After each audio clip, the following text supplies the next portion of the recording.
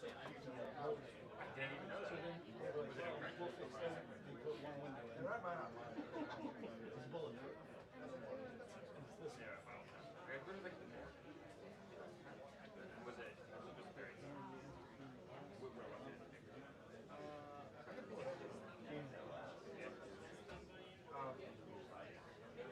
My favorite is yeah.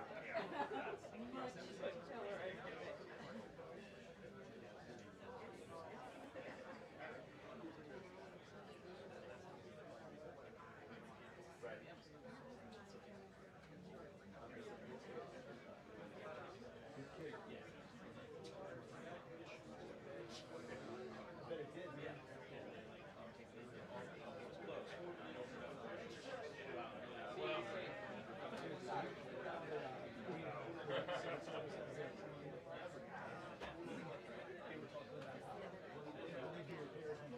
It's like the wind running into their job comes fast. Yeah. Because we're waiting. Like you need one theater file or something. The weight on these hinges is just crazy. my favorite thing. And I'll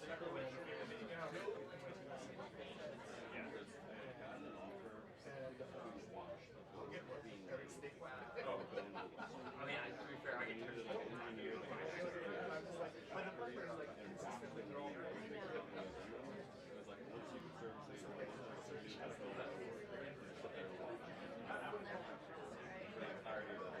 Wow.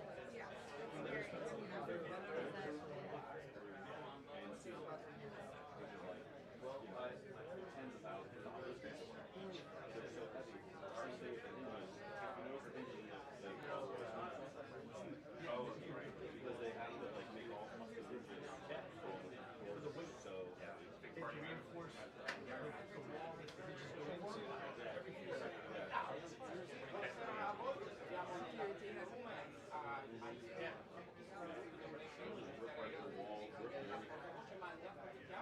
per darvi alcuni aggiornamenti. Intanto il commissario europeo Sefcovic si trova qui a Washington da alcuni giorni appunto per trovare una soluzione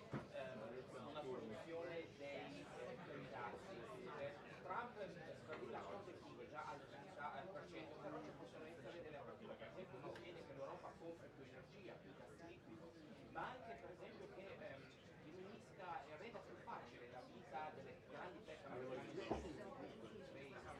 o ex per esempio, ma poi ci sono degli accordi che abbiamo stato è stato trovato un accordo con l'India, non con il Canada, e sappiamo anche, tornando sugli esteri, che il ministro della difesa israeliano è a Washington e domani incontrerà il ministro omonimo di Exet al Pentagono, ma c'è anche il ministro degli esteri del Qatar che si è fermato un giorno in più a Washington, perché sappiamo che Trump potrebbe a giorni, forse a ore, annunciare un possibile accordo tra Hamas e Israele, però come abbiamo visto tutto può cambiare. In ogni modo si chiama, lei manterrà il briefing della Karoline e potremo avere dei sia dazi e anche sul lato Siria, Israele e Hamas. Vi aggiorneremo nel corso del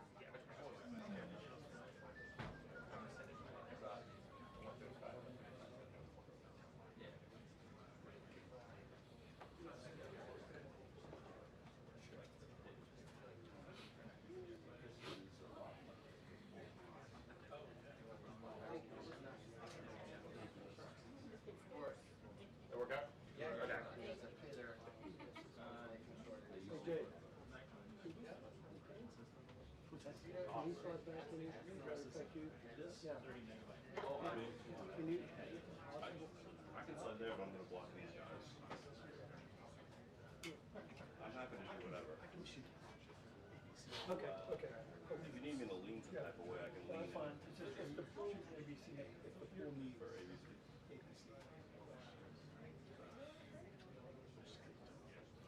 Timeouts here.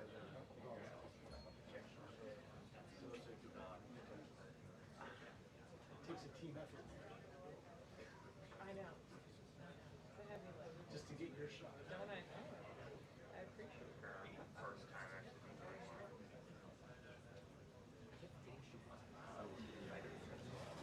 Oh, what you do with the bar?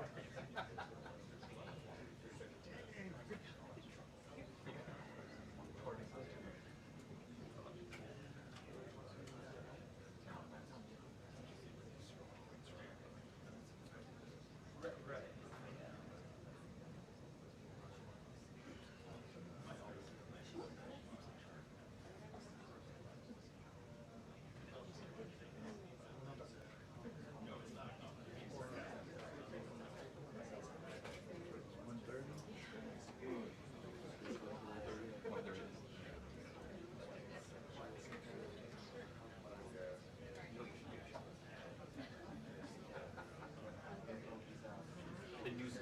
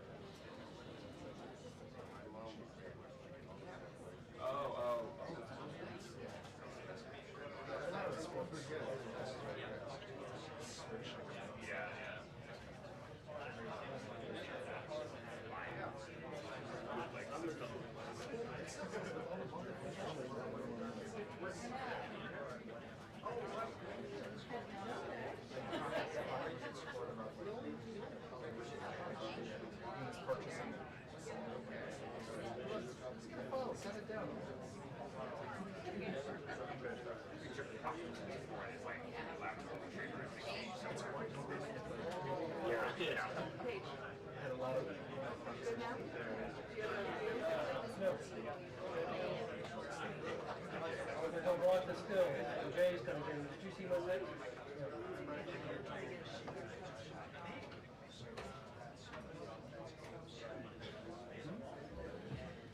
Well, I don't have a shot. And if he moves back here, he's going to be in the way of the still. So Jay, the CNN here, is going to shoot. I can shoot there. He's going to shoot. I'm doing it like this. Just, if I'm here trying to get to her, if I'm Sure. right here. Yeah, I mean, that helps me, I'm sure. If, when she, if they ask her, that'd be great. Thank you. Thanks. Appreciate it.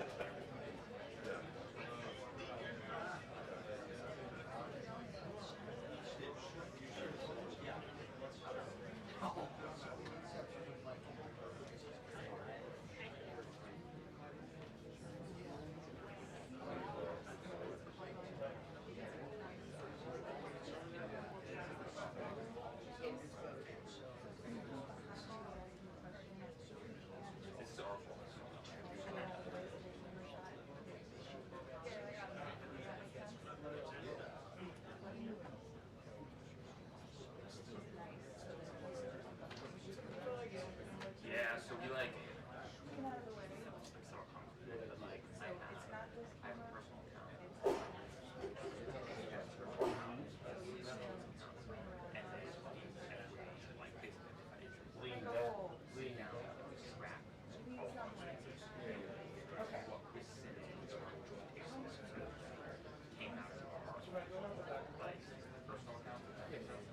So, like, if I think it's 60% her income, which is like in the next couple months, but it tends to, we like very careful. Like, just like over here. No, so if we just it's almost always like 50%.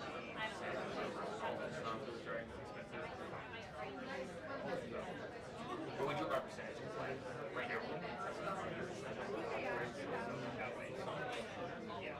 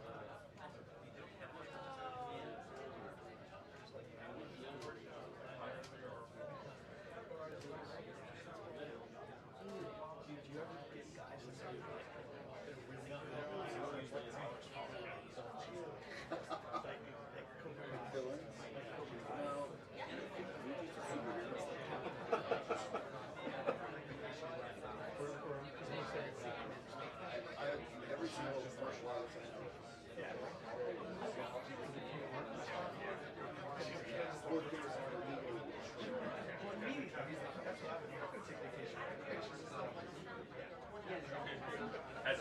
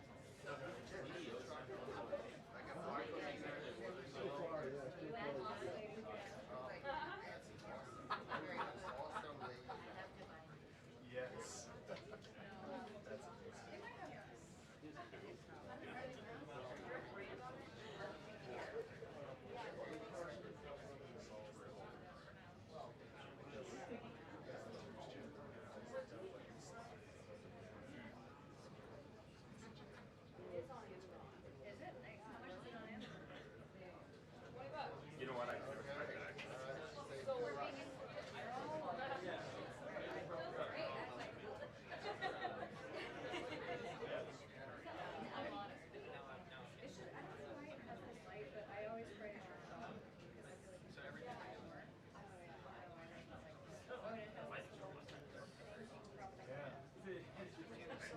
Almost crazy enough for me to get out of bed and just figure it out.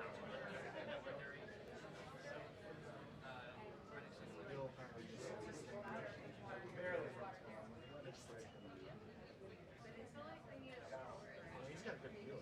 Yeah.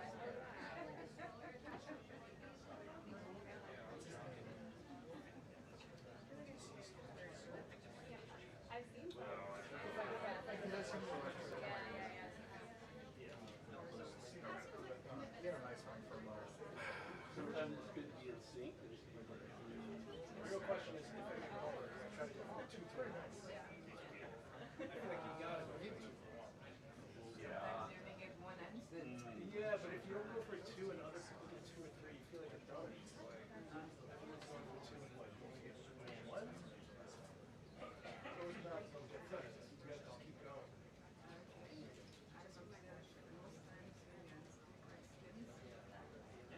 She'll allow the follow ups. Choosing one or the other, yeah. So I have a follow-up.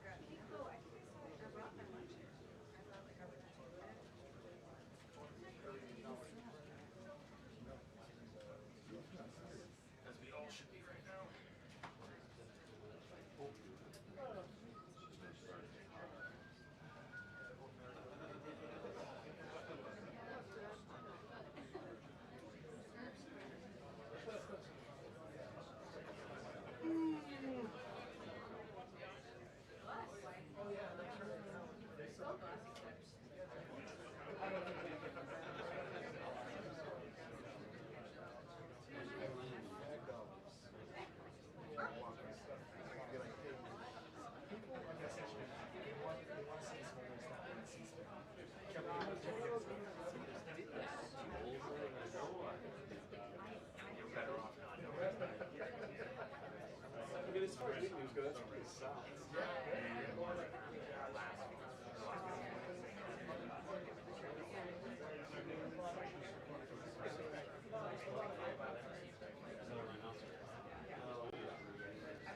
Very weird. So you're saying I should like not wear shit together. Yeah, yeah. They're gonna be looking at you. Still adds to it. Something like a good time.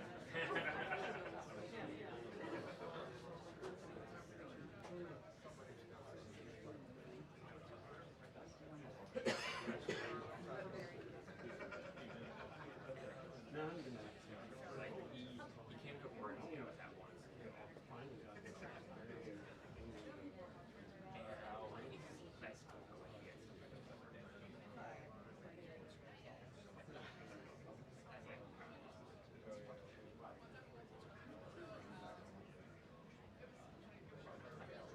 Right? Like, so.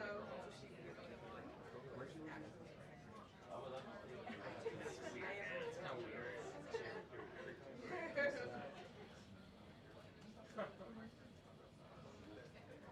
I didn't realize Anna.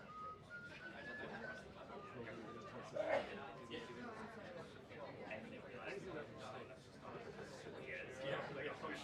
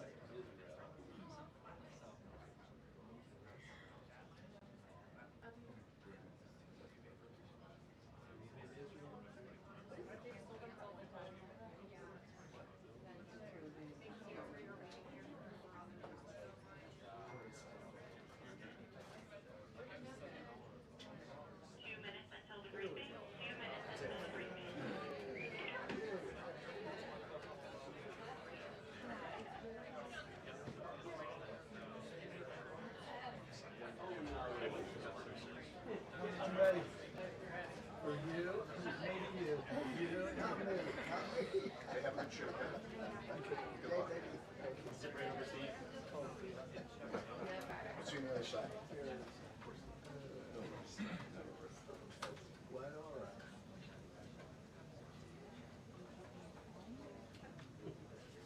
Trump will come out.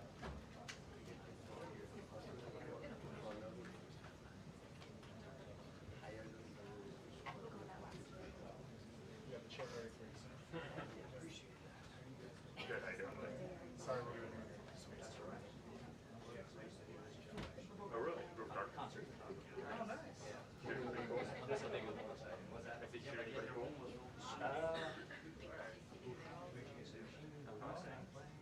Bigger pop. Yeah. What a life it's been. One mosh pit to another. That's right, yeah, that's it. There we go. The pyrotechnics are usually less exciting than that, sometimes. I was gonna say, yeah.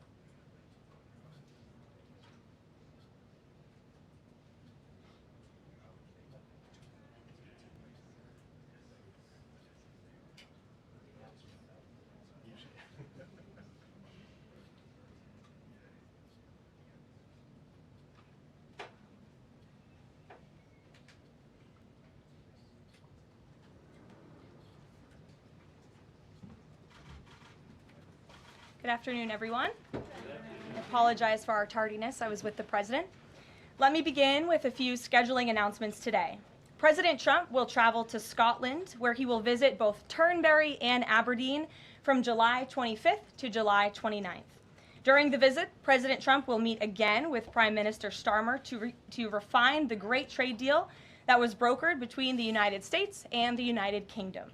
And the President and the First Lady will travel to the United Kingdom for an official state visit from September 17th to September 19th later this fall.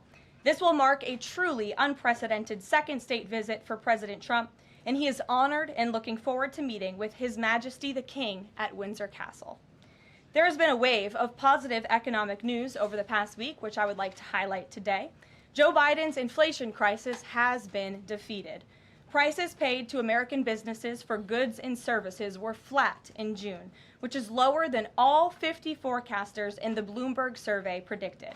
And core inflation, which is the best measure of inflation, came in lower than expected again in the month of June. Since President Trump took office, core inflation has tracked at just 2.1% overall and has come in below or at economists' expectations every single month. Wages are growing at a strong pace and prices are falling for everyday Americans. We also saw prices for new and used vehicles and airfares drop last month.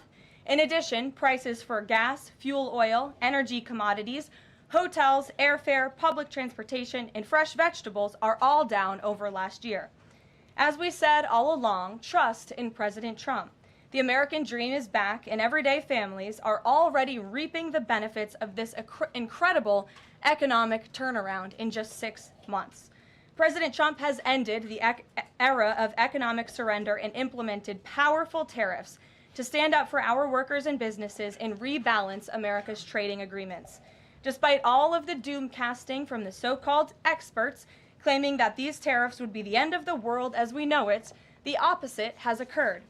Tariffs are not inflationary, as President Trump has said all along. In reality, tariffs are a source of massive revenue. We're seeing trillions of dollars in private investment pour into our country right now because the companies around this world want to make their products right here with American labor and not have to pay any tariffs at all. Customs and tariff revenue has already totaled more than $113 billion since President Trump entered office, helping to lead a budget surplus in June for the first time in nearly a decade. We are truly entering a golden age as a result of these pro-growth and America First trade policies.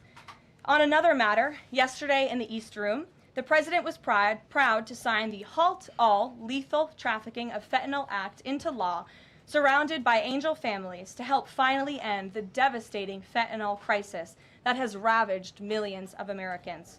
Under the Halt Fentanyl Act, anyone who possesses, imports, distributes, or manufactures any illicit fentanyl-related substances will be subject to criminal prosecution in the same manner as any other Schedule I controlled substance.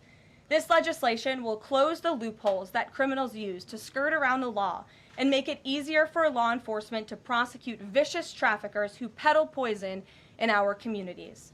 President Trump has always made tackling the drug crisis a top priority, and this important bipartisan legislation further follows through on that commitment. The complete and total success at our southern border that many in the media in this room continue to ignore is another example of the president keeping his word to families who have lost loved ones due to fentanyl, and it's another win for the American people. Customs and Border Protection just released the final operationalized stats for the month of June, and I must highlight some of these incredible numbers. There were only 6,072 Southwest apprehensions in June, 15% lower than the previous record that this president set in the month of March. To put that in perspective, the Biden administration routinely saw the same number of encounters in a single day, and on many days, that number was more than 10,000 apprehensions at the Southwest border. There were also 0 illegal aliens released along the Southwest border for the second consecutive month in a row. President Trump promised to end the illegal alien invasion, and he has delivered on that promise to the American people in record time. With the border sealed, deportations are ramping up. This past weekend, our brave ICE agents were arresting violent criminal illegal aliens all across the country. ICE Atlanta arrested an illegal alien from Mexico, convicted of attempted rape of a child in North Carolina. ICE Baltimore arrested an illegal alien from Guatemala who was previously convicted for sexual abuse of a minor in Maryland. ICE Houston arrested a criminal illegal alien from Mexico whose previous conviction includes aggravated sexual assault of a child in Texas. ICE Salt Lake City arrested a 32-year-old illegal criminal alien from Mexico who was previously convicted for child abuse and injury. ICE Baltimore arrested a criminal illegal alien from El Salvador convicted in Maryland for possession of child pornography. And ICE San Antonio arrested a criminal illegal alien from Mexico convicted of aggravated sexual assault in Texas. The men and women of ICE are heroes. They are putting their lives on the line every day to get the worst of the worst, these types of criminals, out of our communities and out of our country. And the president continues to strongly have the backs of all ICE agents who are doing their jobs to keep all of us, including everyone in this room, safe. The facility, one second. In other news, following President Trump's bold executive actions protecting American children from irreversible chemical and surgical mutilation, the largest provider of these barbaric practices will now be closing its doors. The facility in Los Angeles, California, is just the latest facility downsizing or eliminating their irreversible and harmful services that feed into the lie that you can somehow change a child's sex. The Biden administration peddled dangerous policies that defied medical science in favor of radical transgender ideology. But President Trump has put an end to that to ensure America's children's innocence is protected and our children can lead healthy and productive lives. Finally, last night, Senate Republicans passed President Trump's $9 billion rescissions package. This will help restore fiscal sanity in our country by rescinding billions in wasteful foreign aid and finally ending taxpayer funding for PBS and NPR, two media organizations that have ridiculously used federal dollars to push a partisan left-wing agenda for many years. The House should pass this rescissions package immediately and send it to the president's desk for signature. On another note, I know that many in the media have been speculating about bruising on the president's hand and also swelling in the president's legs. So in the effort of transparency, the president wanted me to share a note from his physician with all of you today. In recent weeks, President Trump noted mild swelling in his lower legs. In keeping with routine medical care and out of an abundance of caution, this concern was thoroughly evaluated by the White House Medical Unit. The president underwent a comprehensive examination, including diagnostic vascular studies. Bilateral lower extremity venous Doppler ultrasounds were performed and revealed chronic venous insufficiency, a benign and common condition, particularly in individuals over the age of 70. Importantly, there was no evidence of deep vein thrombosis or arterial disease. Laboratory testing included a complete blood count, comprehensive metabolic panel, coagulation profile, D-dimer, B-type natriuretic peptide, and cardiac biomarkers. All results were within normal limits. An echocardiogram was also performed and confirmed normal cardiac structure and function. No signs of heart failure, renal impairment, or systemic illness were identified. Additionally, recent photos of the president have shown minor bruising on the back of his hand. This is consistent with minor soft tissue irritation from frequent handshaking and the use of aspirin, which is taken as part of a standard cardiovascular prevention regimen. This is a well-known and benign side effect of aspirin therapy. And the president remains in excellent health, which I think all of you witness on a daily basis here. So the president wanted me to share that note with all of you. I'm happy to take further questions on it. We will provide the memorandum from the president's physician to all of you, as we always do. And we'll get to questions. Here in our new media seat, we have Frank Corva, who's the White House correspondent for Bitcoin Magazine, which comes at a timely week with crypto legislation moving across Capitol Hill. So why don't you kick us off, Frank, and thanks for being with us. Thank you so much. We appreciate it, Ms. Leavitt. Sure. I was curious to hear if the president was in favor of removing any and all language around central bank digital currencies from the Genius Act, maybe as a means to get it across the line and get it on his desk. And then my second question was about something the president spoke about in this room. He talked about a $600 de minimis tax exemption for Bitcoin and other crypto spending. So I was just wondering if you could comment on those. Sure. Well, the president did signal his support for a de minimis exemption for crypto, and the administration continues to be in support of that. We we are definitely receptive to it to make crypto payments easier and more efficient for those who seek to use crypto as simple as buying a cup of coffee. Of course, right now that cannot happen, but with the de minimis exemption, perhaps it could in the future, and we will continue to explore legislative solutions to accomplish that. As for the central bank digital currency and the Genius Act, which you noted has passed through Congress and will be sent to the president's desk. I believe the House is voting on it. If they haven't, they should be passing it. We know we have the votes, and we expect it to get to the president's desk, and we are planning a signing ceremony tomorrow afternoon. All of you will get more details on that. This piece of legislation is going to make America the crypto capital of the world, and that's what the president promised. As for a central bank digital currency, the president opposes that. He made that promise to the American people on the campaign, and while it's not in this specific piece of legislation, he did sign a January executive order banning a central bank digital currency. The administration supports Congress's efforts to codify that executive order into law, and I believe there will be future pieces of legislation in regards to crypto that will be moving through Capitol Hill. The president looks forward to signing them, and he looks forward to the signing ceremony this afternoon. So thank you for being with us today. Sure. Jackie. Thank you, Karoline. There's been a lot of discussion about the Epstein files and the president's comments yesterday calling it a hoax. Can you clarify which part of the Epstein hoax is the hoax part? The president is referring to the fact that Democrats have now seized on this as if they ever wanted transparency when it comes to Jeffrey Epstein, which is an asinine suggestion for any Democrat to make. The Democrats had control of this building, the White House, for 4 years, and they didn't do a dang thing when it came to transparency in regards to Jeffrey Epstein and his heinous crimes. It was this president who directed the Department of Justice and the Attorney General to do an exhaustive review of all files related to Jeffrey Epstein, which they did.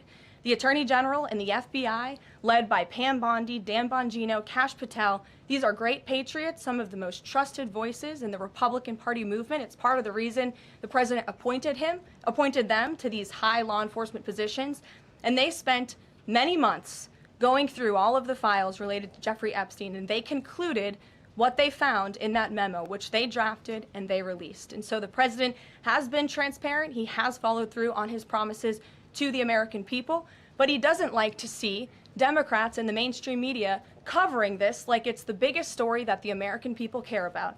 The president has been working so hard this week. On Tuesday, he went to Pennsylvania, where he secured $90 billion in investments for the Commonwealth, for the people of that state.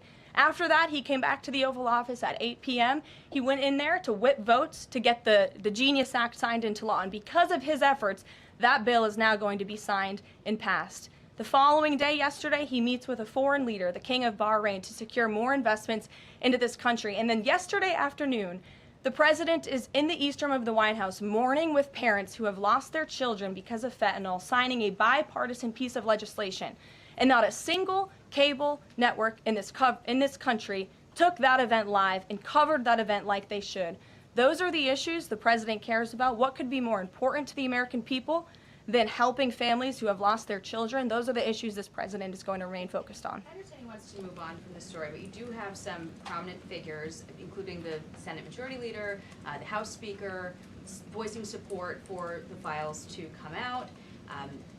Representative Massey collecting signatures that would force a discharge petition for a vote on the floor for this. It doesn't seem to be going away. What is stopping the administration from just redacting any sensitive information, grand jury information, and putting out what is appropriate so that the American people can decide and then let this story die? Well, in terms of redactions or grand jury seals, those are questions for the Department of Justice. Those are also questions for the judges who have that information under a seal. And that would have to be requested, and a judge would have to approve it. That's out of the president's control. He has said, in agreement with some of the leaders on Capitol Hill, that if the Attorney General and the Department of Justice come across any other credible evidence, they should provide that to the American people. The president has said that, and he agrees with them on that. Why did you fire Maureen Comey? The Department of Justice did, and I would defer you to them. Dasha.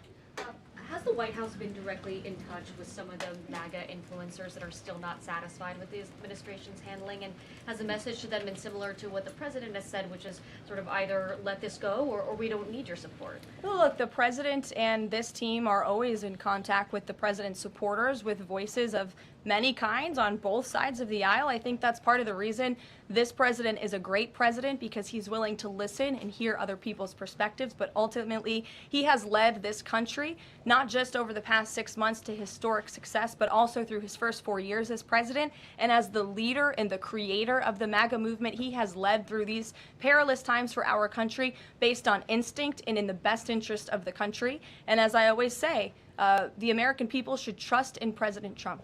John, go ahead, John.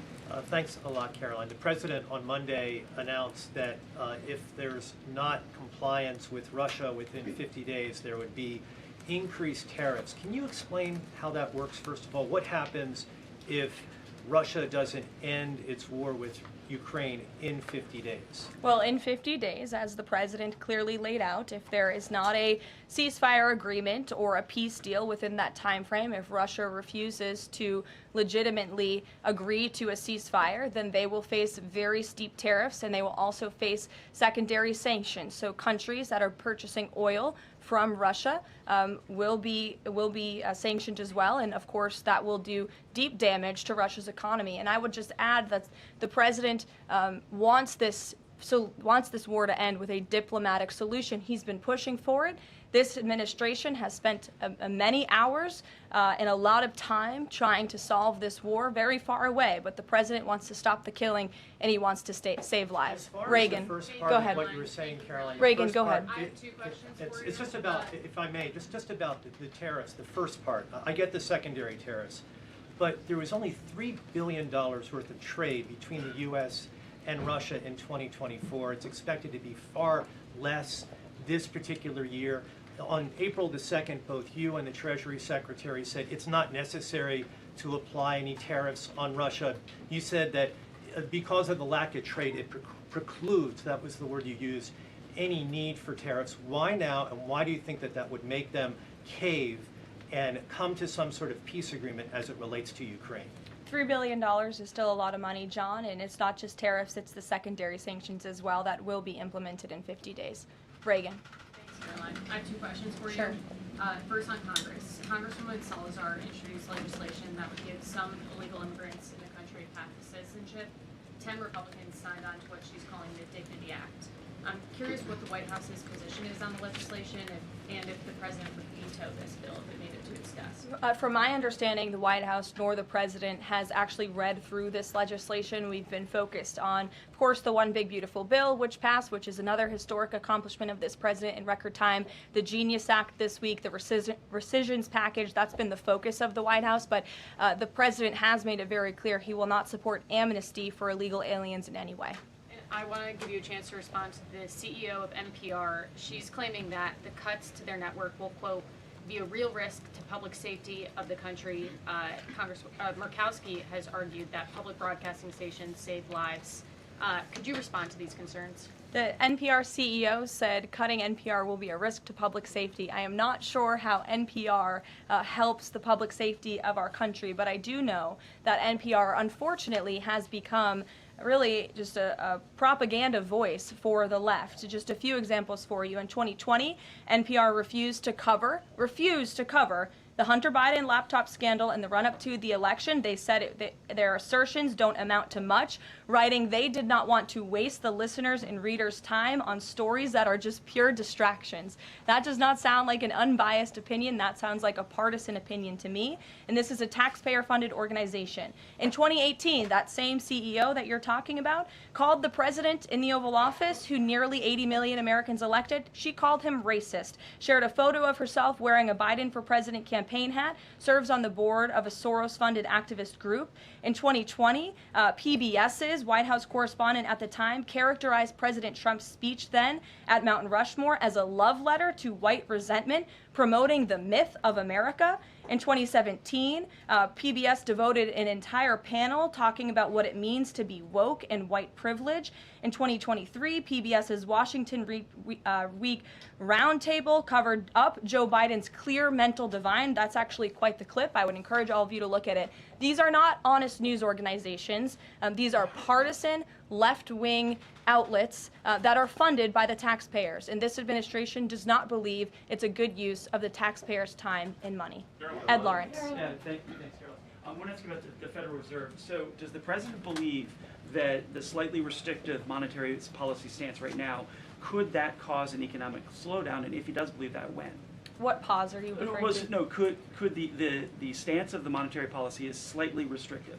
Does the president believe that that stance, the slightly restrictive stance, could cause an economic slowdown in itself? I haven't heard the president discuss that specifically, but what I do know in regards to the Federal Reserve is the president's been very transparent about his displeasure with both the policies and the management of the Fed, and he spoke about that to all of you pretty extensively in the Oval Office yesterday. And last month, one more if I could, last month the Canadian Prime Minister said the president had agreed to a July 21st deadline to sort of work towards a trade agreement. That's 4 days from now. Could there be a trade agreement with Canada in 4 days? Well, look, we'll see. The trade team continues to be very active in our conversations and discussions with Canada. The president himself has said, unfortunately, our neighbors to the north have been pretty difficult to deal with when it comes to matters on trade. But in trade, generally speaking, as you know, 25 countries have received letters thus far from the president directly with his big, beautiful signature on them, from Japan to Korea, South Africa, Kazakhstan, Malaysia, just a few countries, and Canada also received a letter for 35%. With that said, if countries want to have legitimate further discussions, the Trump administration and the president's trade team are willing to have further talks, but these letters these countries have been receiving are the deals. And as the president has said, those deals will be made. They are tailor-made to each and every country based on the United States' concerns and what's in the best interest of the American worker and the American people. Caroline. Charlie, go ahead. Thank you, Caroline. No, I called on Charlie, but Deanna, you can go ahead too. Go ahead. The president said that he floated the idea of a special prosecutor in the Epstein case. Can you confirm that? And has he asked the Attorney General to do this, to appoint a special prosecutor to look it over? Well, the idea was floated from someone in the media to the president. The president would not recommend a special prosecutor in the Epstein case. That's how he feels. And as for his discussions with the Attorney General, I'm not sure. Deanna. Caroline. Thank you so much. Do you know what the president's reaction was to Mike Johnson saying that he wants additional files released, the Epstein files? Was there a conversation with Mike Johnson about that following his comments? I won't discuss the president's private conversations with the Speaker of the House, but as I answered to Jackie's question earlier, the president has said if the Attorney General and the Department of Justice and the FBI have any more credible evidence in regards to Jeffrey Epstein's crimes, they should put that forward. He has called on them to do that. Sure. Thank you, Caroline. With a few days. I'll go to all of you, starting with the lady in the blue. Go ahead. With a few days to the August 9th deadline, how are the negotiations with Europe going? There's some sticking points. What are they? Can we expect a delay, or should we expect a deal soon? Well, I believe the deadline is August 1st. As for the European Union, they continue to be very eager in negotiating with our country for obvious reasons on ways to lower their tariff and their non-tariff barriers that we have long said harm our workers and our companies. So the president's trade team continue to be in talks with the European Union. Would he accept, or would he put forth a postponement of the August 1st? He's already said he will not. Caroline, Owen, go ahead. Good afternoon, Caroline. In Gaza today, Holy Family Catholic Church was struck by an Israeli shell. Yes. 3 people were killed, 10 wounded. What is the president's reaction to that church coming under fire? It was not a positive reaction. He called Prime Minister Netanyahu this morning to address the strikes on that church in Gaza, and I understand the Prime Minister agreed to put out a statement. It was a mistake by the Israelis to hit that Catholic church. That's what the Prime Minister relayed to the President, and you should look at the Prime Minister's statement that will be coming out. Steve, go ahead. Back to your letter that you read at the beginning. Sure. The President, you said mild swelling in his legs. Is Yes, it sir. causing him any discomfort? How are you treating it? Nope. No discomfort from the president at all, and you probably all see that on a day-to-day basis. He's working around the clock. As for the treatments, I can defer to the president's physician, and we'll get you this letter. I think it will answer all your questions. Caroline, there are reports that a Chinese-born banker who works in Atlanta for Wells Fargo is being prevented from leaving China. Has the president, is he going to bring this up with President Xi? Are you aware of the case? I'm not aware of the case, but I'm sure our National Security Council team is. Steve will get you some answers on that. Caroline. Thank you, Caroline. 2 questions. So the first is that President Trump said that the Attorney General only gave him a brief overview of what was in these Epstein files. Does he have knowledge or an understanding of what is in the files related to Epstein that have not been released? Not to my knowledge, and that's a question for the Attorney General, as I said, and the President has told the Attorney General if they have any more credible evidence, they should release it. Is that evidence, would she have to run that by the President before she released it? I don't think so. He said if she has any more credible evidence, she should release it. Your Honor. Go ahead. Thank you. Go ahead, yes. Great. Thank you, Caroline. 2 questions. One, today... And you can go ahead, Andrew. Don't worry. Today, tens of thousands of folks are rallying nationwide to honor the legacy of Congressman John Lewis. Meanwhile, Republicans in Texas reportedly are working to redraw congressional maps at President Trump's urging. How is President Trump reconciling his call to action for Texas Republicans with the legacy of Representative John Lewis? I'm not quite sure how the two things are related. I think the president would agree that John Lewis served our country for many, many years. It has nothing to do with the redistricting efforts that are currently underway by Texas Republicans to add seats to their legislature. They have the right to do that. The president spoke to the congressmen and women who serve the great state of Texas about it, but it's up to them and it's up to their legislature to get that approved. And Caroline, just a second question. And Go does ahead. the president support the Justice Department's request for just 1 day in jail for the officer convicted in Breonna Taylor's killing? And what message does he believe that sends to her family and to other families seeking justice in cases of police violence? I haven't talked to the president about that case. Go ahead. Just the president, when the president met the interim president of Syria a couple of months ago, he described him as a young, tough, attractive guy. After the latest clashes in Syria over the last few days, does President Trump still support Syria's interim president? The president still supports Syria's pathway to a peaceful and prosperous country, and you received an update directly from the Secretary of State on the ongoing situation between Syria and Israel. I spoke to him myself this morning to get an update, and as soon as the United States became involved in this conflict, we were able to de-escalate, deconflict. That seems to be continuing. Syria agreed to draw back their troops that were in the area where that clash was ongoing, and we continue to be very actively monitoring the situation. The president wants to see Syria become a prosperous and stable country, and by the lifting of the sanctions on Syria, he's giving them a real chance to do that, and he wants to see that through. Andrew, go ahead.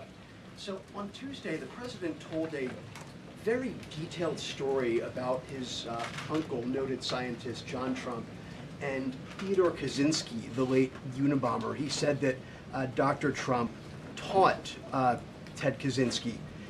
Ted Kaczynski was not identified as the Unabomber until 1996, 11 years after John Trump passed away. It would have been impossible for John Trump to have ever discussed the Unabomber with the president. So what was he talking about? And I have one follow-up. Andrew, with so many issues going on in the world, I'm a little bit surprised you would ask such a question, although I'm not sometimes coming from you, I will say, but I'm willing to give you an answer. Nevertheless, the president's uncle did, in fact, teach at MIT. He was a very intelligent professor. The president's very proud of his family. In fact, the president has a letter from his uncle on the MIT letterhead that sits in the Oval Office dining room. Maybe we'll let you see it sometime. And then Elizabeth. Caroline, one more. Elizabeth, will the go president consider pardoning Ghislaine Maxwell Elizabeth, if the Epstein case is a hoax? Okay, I'll start off with the president said last week he would not be getting involved in the New York City mayoral case. If that mayoral race, if that's still the case, given his history drawing a large crowd in New York City, what's his reason for staying out of it in that way? Well, look, I think the president reserves the right to get involved in races or not get involved in races, and he's made the decision not to weigh in on the New York mayoral race, as you rightly pointed out, although he has gone as far to say he absolutely does not want to see Zemdami elected, who is a known communist who supports the abolishment of private property, the defunding of police. He has made very well-known anti-Semitic statements. It would be a disaster for New York and for this country, and I think it's quite telling that this individual, a known communist, has been spending time in Washington this week meeting with leaders on Capitol Hill. This is truly where the Democrat Party is headed. Clearly, they learned nothing from November 5th in the president's overwhelming victory. Mary, go ahead. Thank you, Karoline. I want to backtrack to the hospitals that have stopped providing transgender surgeries and hormones for kids. On this front, does that have anything to do with the DOJ's subpoenas last week? Should we expect any more hospitals be shutting down their programs? And I wanted to also ask what you make of all these media reports, especially the AP, which I noticed, which portrays these children as losing something that's saving their lives. Yes, I think the president spoke a lot about this issue, which is a political issue, but also really a cultural issue that impacts children and families. He talked about it a lot on the campaign, and I think he was quite surprised by the uptick we were seeing in the embracement by the Democrat Party when it comes to the chemical castration and mutilation of young, innocent bodies. And so the president made it a very early priority to sign very strong executive orders to cut off the funding for any hospital or any medical facility in this country that provides such barbaric procedures. And as a result of that strong policy and the president's strong common sense position on this issue, we've had such an overwhelming response, which is great for children in Arizona. Phoenix Children's Hospital has stopped providing puberty blockers and hormone therapy to minors. In California, Stanford Medicine ended sex change surgeries for minors. Children's Hospital Los Angeles is closing its Center for Trans Youth Health and Development surgical program. In Illinois, Lurie Children's Hospital Chicago stopped sex change surgeries. Again, let's think about what we're talking about here. Sex change surgeries for minors. These are barbaric practices that no child, innocent child, should have to endure. And the president wants to protect the innocence of children, and I know the vast majority of Americans support him in that effort. This is a wildly popular and common sense endeavor this administration has taken, and we've seen many of these medical institutions have followed through with the president's executive orders, but will continue to take further action on this important issue. Garrett. I too, if you'll indulge me. Sure. On the rescissions package, I wonder what the White House makes of this theory that it increases the odds of a shutdown. The theory is basically, why would any Democrat vote for a bipartisan spending deal with Republicans if Republicans can turn around and claw the money back the next day? Look, $9 billion worth of crap that it was in our federal funding that is now being rescinded. This is a good thing for the American people and the American taxpayer, and I think our Office of Management and Budget Director was saying this process should be more bipartisan. Democrats, there was a time in this country where Democrats too cared about getting rid of waste, fraud, and abuse in our federal spending. I think every American agrees the government spends way too much money on things that don't matter. Some of those things include PBS and NPR, or for instance, the Democracy Fund, which was funded to the tune of $83 million through the Department of State, but they were giving hundreds of thousands of dollars for gender equality and empowerment hubs in Yemen, $3.9 million for strengthening information integrity, equality, and democracy for LGBTQI population of the Western Balkans. These are not good uses of the taxpayer funds, and Republicans are proud to lead that effort, and we wish more Democrats would join us in that. I wanted to follow up on the Maureen Comey question just to clarify. Did the White House have any knowledge, or did the president sign off on her firing? This was a decision that was made by the Department of Justice. There was an agreement that was made between Immigration and Customs Enforcement and the Centers for Medicaid and Medicare Services regarding access to Medicaid information for 92 million Medicaid recipients around the country. That includes health information. So how does that not violate HIPAA violations and privacy concerns, for example, of American citizens? I'm going to have to defer you to Immigration and Customs Enforcement on that. I'm unfamiliar with that agreement that they made. Thanks, Karoline. Two questions. Russ Vought said today he's going to be looking into cost overruns in the Fed's renovation projects. Is there a deadline for him to come back with findings to the president?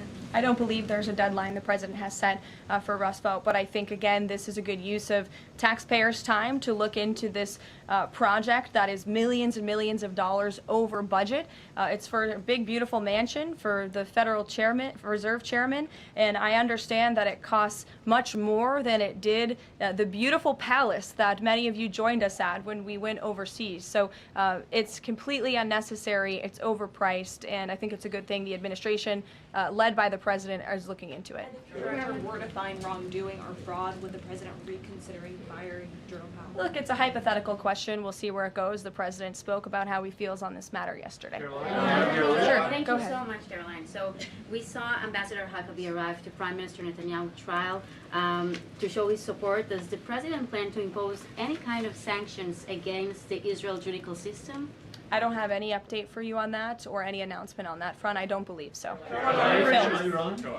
Does the president believe that justice has been served in the Epstein case? Look, the president believes that he directed the Department of Justice to do an exhaustive and thorough review, and they did that. And they all agreed, the FBI director, the deputy FBI director, the attorney general, on the memo that they drafted and they released. Thank you, Caroline. Just a follow-up on Reagan's question. Representative Salazar's bill, it grants illegal aliens with legal status for 7-year increments. It also gives permanent path to residency for so-called dreamers. And, you know, President Trump and Labor Secretary Chavez, who previously co-sponsored a version of this bill when she was in the House, they've spoken about a work deal similar to the bill, I believe. What's the difference between a work deal and amnesty? Look, as I told Reagan, the president, the White House have not reviewed this specific piece of legislation. It's just not where our focus has been. But the president, for one, has been very clear he does not support amnesty. We'll go to, oh, look at some friends in the back. Brian, go ahead. You didn't show up early enough to get some good real estate up here. I love it. Any update on the auto pen? I know that there was the DOJ and some others were looking into the thousands of documents that were signed off just before Joe Biden left office. Any update on the auto pen? Yes. I'm not laughing at you. I'm just laughing at how far away you are, and you're going to need to get some microphones back there. On the auto pen investigation, yes. The White House counsel's office has launched their own investigation into former President Biden's usage of the auto pen. We have requested some documents from the National Archives, and again, as I've said many times from this podium, and the president has said as well, it's incredibly important that we get to the bottom of who really was at the tip of the spear in the decision-making process here in the White House, because former President Biden himself admitted to the New York Times, I understand he never gave interviews when he was here, but now all of a sudden he wants to give one, and he said that he did not actually review every single pardon that he signed on his way out the door. That's incredibly concerning, and I can tell you it's something this president would never tolerate.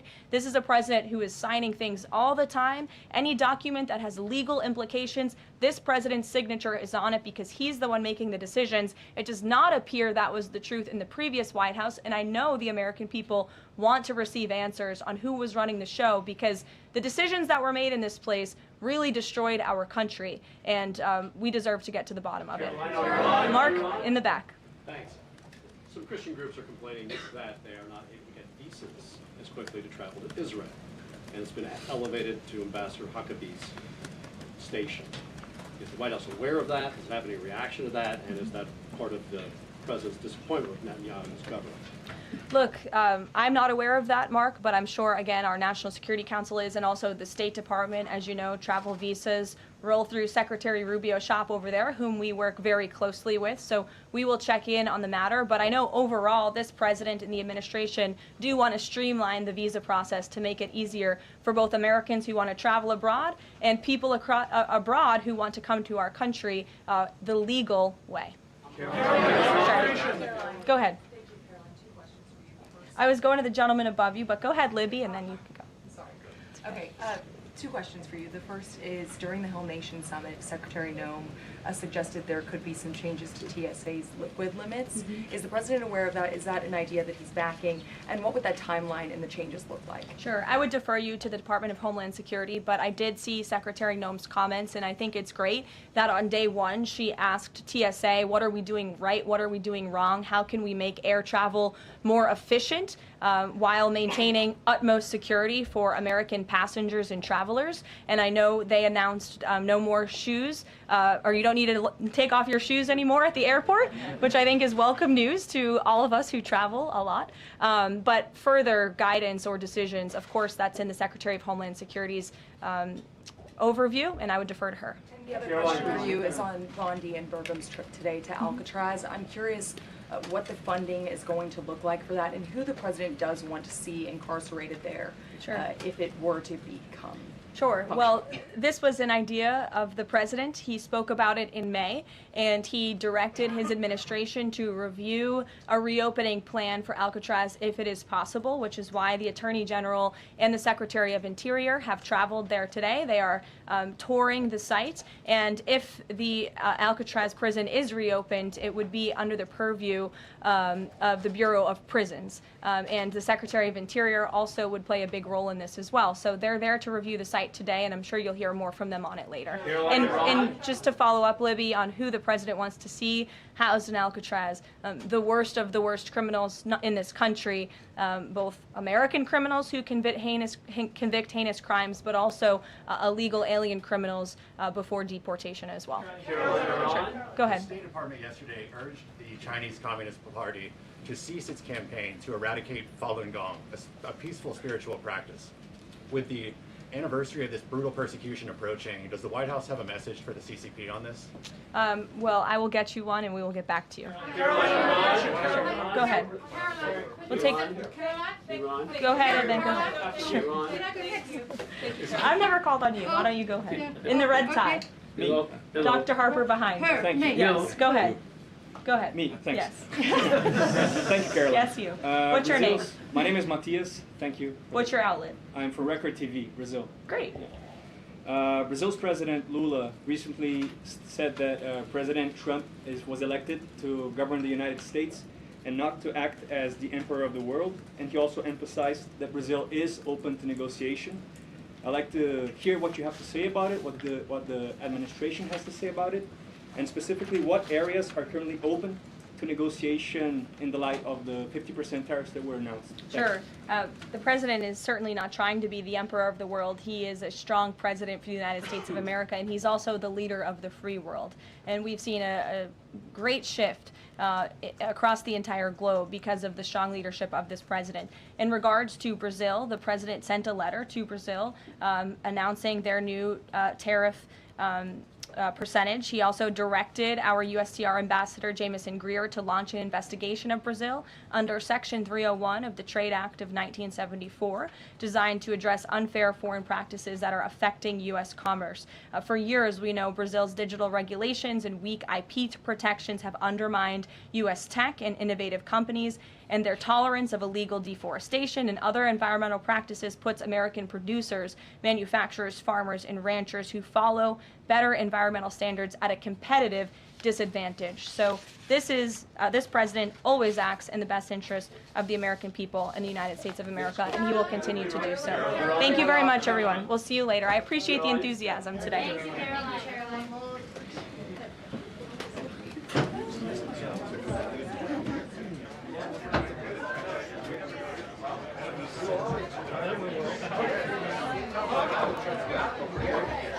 Almost